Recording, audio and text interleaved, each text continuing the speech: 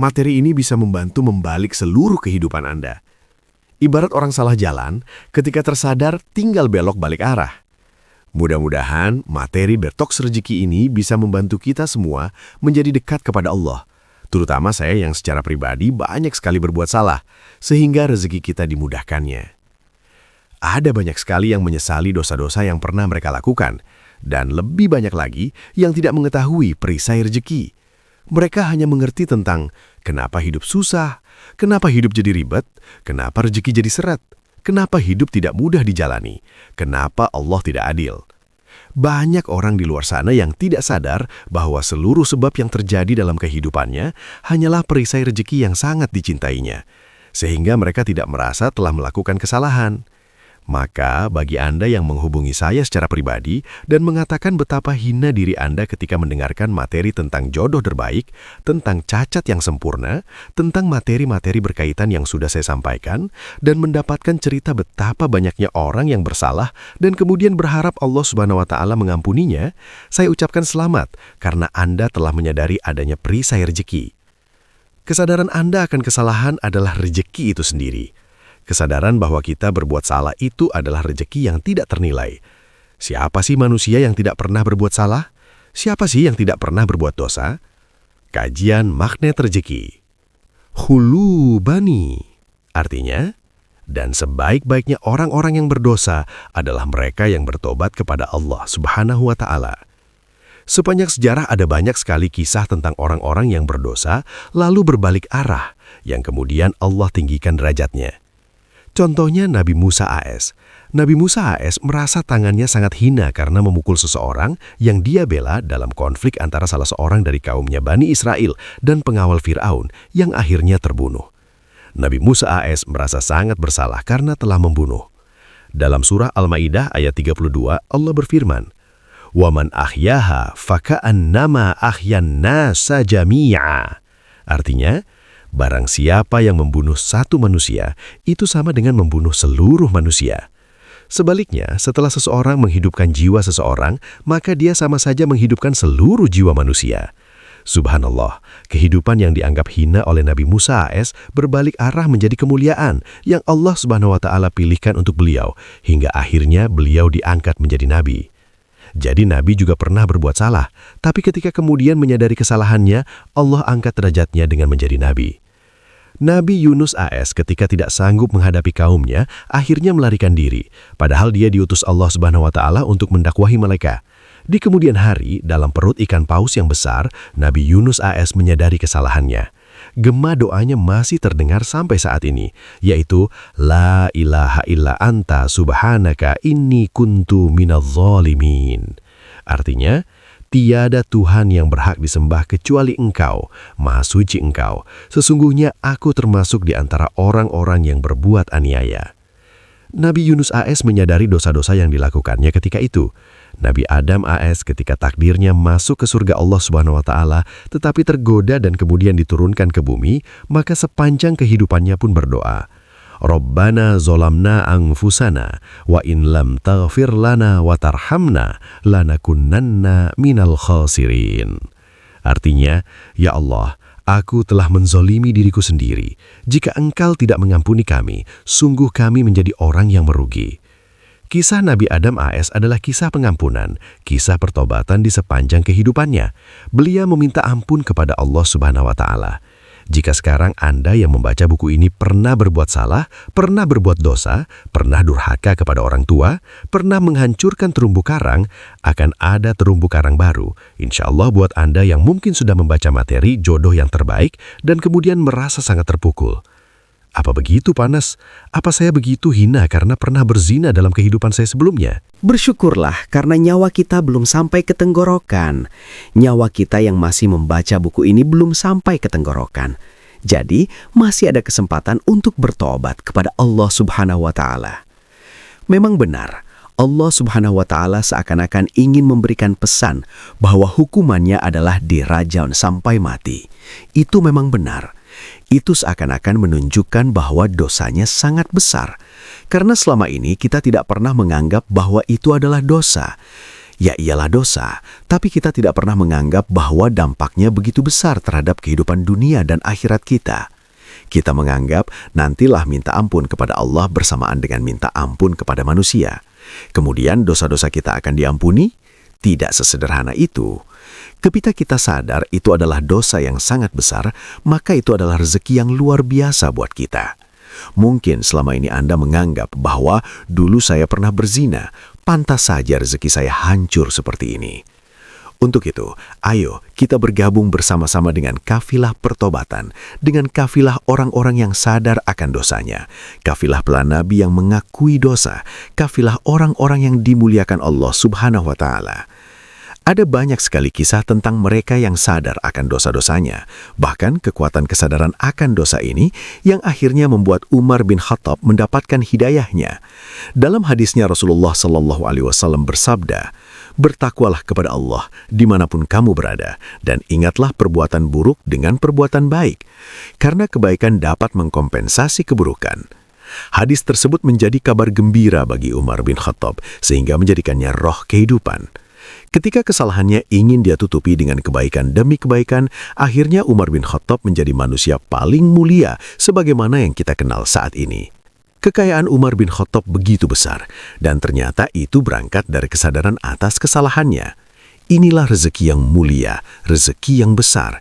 Mungkin karena perasaan takut, Umar bin Khattab mengatakan, "Ya Allah, apakah benar aku diampuni oleh Engkau, sementara dosa-dosaku begitu banyak, ya Allah?" Umar bin Khattab tidak larut dengan dosa-dosanya. Ia menutupinya dengan beramal, dan beramal lagi. Dia selalu berpikir, amal apa lagi yang harus aku lakukan agar aku bisa mengambil hati Allah untuk mengampuni dosa-dosaku yang sangat besar? Sebagian di antara Anda mungkin sudah membaca materi tentang perisai rezeki. Di situ sudah saya bongkar sedikit demi sedikit dosa-dosa yang pernah kita lakukan, sehingga kita akhirnya berpikir, pantas saja selama ini rezeki kita tidak pernah datang. Itu karena perisai atau dosa kita semakin besar. Tapi kita punya Allah yang maha mengampuni. Allah sayang terhadap hamba-hambanya. Mari kita renungkan sebuah hadis tentang seseorang yang telah membunuh 99 orang. Padahal satu orang saja dia bunuh, laksana membunuh seluruh manusia. Dia kemudian sadar, hati nuraninya keluar, sensornya bekerja, ada hidayah yang merasuk di dalam hatinya. Dia kemudian bertanya kepada Allah, apakah aku bisa diampuni ya Allah, padahal aku telah membunuh 99 orang? Kemudian dia bertemu dengan seorang ulama. Rasulullah mengisahkan ketika orang itu bertanya, "Wahai ulama, saya ini telah berdosa, 99 orang telah saya bunuh, apakah saya bisa diampuni Allah?" Ulama itu menjawab, "Mana mungkin kamu diampuni Allah? Satu orang saja kamu bunuh, laksana membunuh seluruh manusia. Padahal kamu telah membunuh 99 orang. Karena orang itu putus asa akan rahmat Allah Subhanahu wa Ta'ala, akhirnya sang ulama pun dia bunuh, genaplah 100 orang yang dia bunuh. Tapi kemudian manusia yang ingin bertobat ini datang kepada ulama kedua. Ulama kedua ini berkata, Allah maha mengampuni sampai akhir batas tenggorokan, sepanjang nyawa kita masih ada, masih bisa diampuni Allah, dengan syarat engkau meninggalkan seluruhnya dan pindah ke satu tempat yang lebih baik. Akhirnya, orang tersebut mengerjakan nasihat sang ulama. Singkat cerita, seorang pembunuh yang telah membunuh 100 orang ini akhirnya meninggal dunia di tengah perjalanan. Malaikat maut kemudian berselisih tentang hal ini. Apakah dia akan masuk surga atau neraka?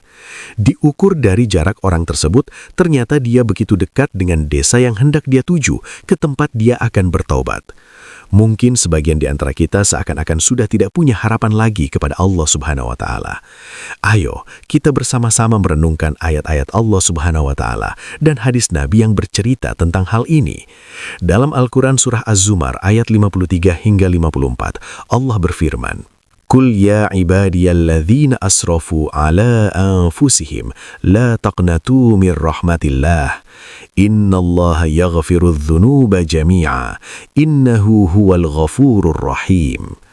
Artinya, katakanlah, hai hamba-hambaku yang melampaui batas terhadap diri mereka sendiri, janganlah kamu berputus asa dari rahmat Allah. Sesungguhnya Allah mengampuni dosa-dosa seluruhnya. Sesungguhnya dialah yang maha pengampun lagi maha penyayang. Wa anibu ila rabbikum wa aslimu lahu min qabli an ya'tiyakumul 'adzabu thumma la tunsurun. Artinya, Dan kembalilah kamu kepada Tuhanmu, dan berserah dirilah kepadanya sebelum datang azab kepadamu, kemudian kamu tidak dapat ditolong. Sebagian dari Anda yang mengalami musibah dalam kehidupan Anda atau dalam rezeki Anda, itu adalah karena dosa-dosanya. Ayo, sama-sama kita jadikan ini momen untuk kembali kepada Allah Subhanahu wa Ta'ala. Insya Allah, sepanjang nyawa kita masih ada dan belum sampai di tenggorokan, kita masih memiliki kesempatan untuk bertaubat kepada Allah. Kita masih punya kesempatan untuk melakukan pertaubatan. Materi kali ini berjudul Detox Rezeki. Dengan jalan pertobatan ini, kita melakukan detox. Cerita. Ada orang memakai kosmetik bermerkuri. Setelah menggunakannya beberapa lama, wajahnya hancur. Akhirnya dia sadar bahwa zat yang masuk ke wajahnya adalah zat-zat yang sangat berbahaya. Dia menyadari kesalahannya. Jalan untuk berbalik ke wajah yang semula adalah jalan yang terjal. Mungkin akan keluar semua flek, jerawat, dan segala macam dari wajahnya. Kemudian ketika ada yang memahamkan bahwa itu adalah proses detoksifikasi yang mengeluarkan racun dari seluruh tubuh, dia pun bisa menerima dengan begitu sabarnya. Setelah beberapa materi ini, mungkin ada sebagian di antara Anda yang ingin rizkinya baik. Ya, bisa saja. Itu logika rizki yang kita bangun.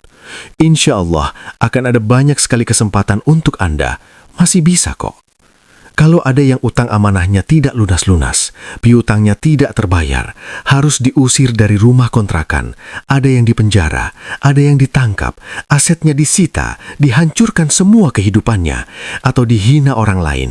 Yuk, sama-sama lihat kehidupan kita. Episode kehidupan kita. Bisa jadi semua itu terjadi karena dosa-dosa yang kita lakukan. It's okay, no problem. Yang penting Anda menyadari kesalahan Anda. Jangan minta instan. Kita sudah terlalu jauh berjalan dari jalur yang Allah inginkan. Kita yang sudah terlalu jauh berjalan, kemudian sadar bahwa ini bukan jalan yang harus dilalui. Kemudian kita mulai berbalik. Tapi jalan berbalik adalah jalan yang terjal. Seperti jalan detox itu. Seluruh racun keluar, hinaan, cobaan, deraan. Mungkin kita perlu waktu beberapa tahun untuk akhirnya Allah Subhanahu wa Ta'ala memberikan rezeki yang baik untuk kita. Yang perlu kita sadari adalah bahwa kita minta apapun kepada Allah atas kesalahan-kesalahan yang telah lalu. Kemudian kita sadar bahwa kita berbuat salah. Repotnya, banyak orang ingin rezekinya berlimpah tapi tidak sadar bahwa dia pernah berbuat salah. Dia merasa hidupnya baik-baik saja. Saya tidak pernah berbuat salah. Ternyata hidupnya pernah berbuat salah. Hidupnya tidak harmonis, bermasalah di mana-mana, kehidupannya tidak nyaman. Itu bagian dari kesalahan. Kalau seandainya hidup kita sudah benar, sudah rapi, pasti rezeki akan datang seperti air bah. Kita akan harmonis dengan keluarga, hidup menjadi nyaman. Kalau belum seperti itu, mungkin kita perlu berbalik arah. Pada saat berbalik arah, kita perlu mengalami yang namanya detoksifikasi, keluarnya racun-racun. Untuk itu, jangan heran buat Anda yang mau mengerjakan jalan ini. Untuk Anda yang ingin mengetahui jalan ini akan penuh dengan racun-racun yang keluar dari dalam tubuh Anda. Kalau racun-racun itu keluar, maka berbahagialah Anda. Dalam materi sebelumnya sudah saya sampaikan tentang paradox of candy. Maka akan ada bungkus-bungkus yang banyak dikeluarkan. Uang Anda hilang, dihina orang, banyak pengorbanan yang keluar dari diri Anda. Itulah prosesnya, itulah detoxnya, itulah bungkusnya yang keluar. Sabar saja, sebentar lagi isinya akan datang. Allah senang dengan orang yang mau melakukan detoksifikasi. Saya berharap mudah-mudahan materi ini bisa membuat Anda kembali mendapatkan optimisme bahwa Allah Maha memberikan hadiah untuk hamba-hambanya. Seperti cerita seorang nenek peminta-minta yang di akhir kisahnya setelah melakukan detox bisa mendapatkan keajaiban rizki hanya dengan mengeluarkan uang sedekah Rp10.000. Anda bisa membaca kisah nenek pengemis ini di materi ke-37.1. Mungkin sepanjang pengalaman itu, didetox lagi, Allah kasih hadiah untuk kita. Didetox lagi, dikasih hadiah lagi sama Allah. Untuk hadiah-hadiah kecil yang Allah berikan kepada kita, bersyukurlah. Kita akan didetox terus, sampai akhirnya bersih dari dosa-dosa kita. Ada banyak sekali ayat yang menekankan tentang hal ini, yaitu surah An-Nisa ayat 110. وَمَنْ يَأْمَلْ سُوءًا أَوْ يَظْلِمْ نَفْسَهُ ثُمَّ يَسْتَغْفِرِ اللَّهَ يَجِدِ اللَّهَ غَفُورًا رَحِيمًا وَمَنْ يَأْمَلْ سُوءًا أَوْ يَظْلِمْ نَفْسَهُ ثُمَّ يَسْتَغْفِرِ اللَّهَ يَجِدِ اللَّهَ غَفُورًا رَحِيمًا. Artinya, dan bagi siapa yang mengerjakan kejahatan dan menganiaya dirinya sendiri, kemudian ia mohon ampunan kepada Allah, niscaya ia mendapati Allah, sebab Allah Maha Pengampun, lagi Maha Penyayang. 2. Surat At-Taubah ayat 104.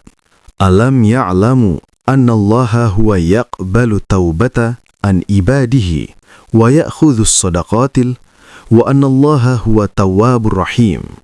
Artinya, tidakkah mereka mengetahui bahwa Allah menerima taubat hamba-hambanya dan menerima zakatnya, dan bahwa Allah Maha Penerima Taubat dan Maha Penyayang? Wahai sahabatku, kira-kira ibu itu tega nggak? Mau nggak melemparkan bayinya ke kobaran api? Para sahabat Rasulullah kaget mendapatkan pertanyaan seperti itu. Tidak mungkin ya Rasulullah.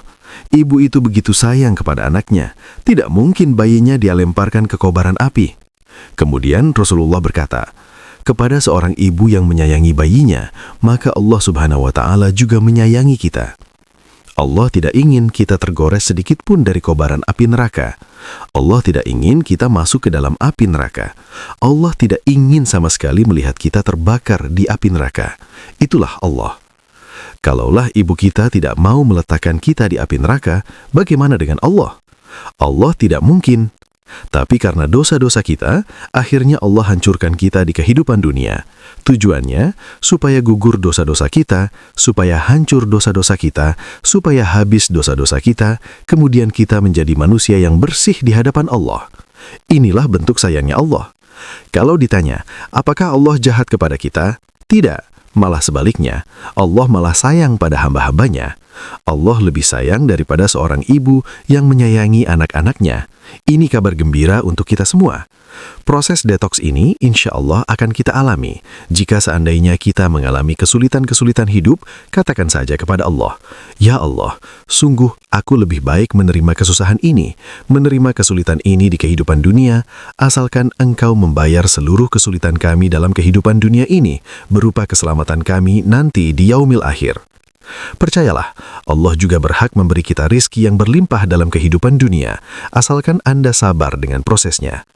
Di akhir bab ini, sebuah hadis dari kumpulan hadis Arba'in nomor 42 dalam sebuah hadis qudsi menyebutkan, Aku mendengar Allah berfirman, Wahai anak Adam, selama kalian mau berdoa dan berharap padaku, pasti aku ampuni dosa yang pernah kalian lakukan. Wahai anak Adam, seandainya dosa kalian membubung setinggi langit, lalu kalian memohon ampun kepadaku, pasti aku ampuni. Wahai anak Adam, seandainya kalian datang kepadaku dengan membawa kesalahan sepenuh bumi, asalkan kalian tidak menyekutukan aku, pasti aku mendatangimu dengan membawa ampunan sepenuh bumi pula. Subhanallah, Masya Allah, mudah-mudahan kita semua diampuni oleh Allah Subhanahu wa Ta'ala. Yang perlu kita lakukan adalah banyak-banyak beristighfar kepada Allah Subhanahu wa Ta'ala dan bertaubat. Semoga dengan istighfar ini, Allah Subhanahu wa Ta'ala mengampuni dosa-dosa yang kita lakukan. Yang perlu kita lakukan adalah membaca doa syahibul istighfar dan membaca tahlil, La ilaha illallah. Dalam sebuah hadis Rasulullah bersabda, ucapkanlah la ilaha illallah, maka ucapan ini tidak akan menyisakan dosa dan tiada perbuatan yang melebihi keutamaannya. Dalam hadis riwayat Ahmad, semoga kita semua diampuni oleh Allah Subhanahu wa Ta'ala dan akhirnya kita mendapatkan keberkahan di kehidupan dunia dan juga keberkahan di kehidupan akhirat. Buat mereka-mereka yang telah berbuat dosa kepada Allah Subhanahu wa Ta'ala di kesempatan sebelumnya, berbahagialah karena Anda masih bisa membaca buku ini. Artinya, Anda masih punya kesempatan untuk meminta ampun dan diampuni oleh Allah Subhanahu wa Ta'ala sebelum nyawa Anda sampai di tenggorokan.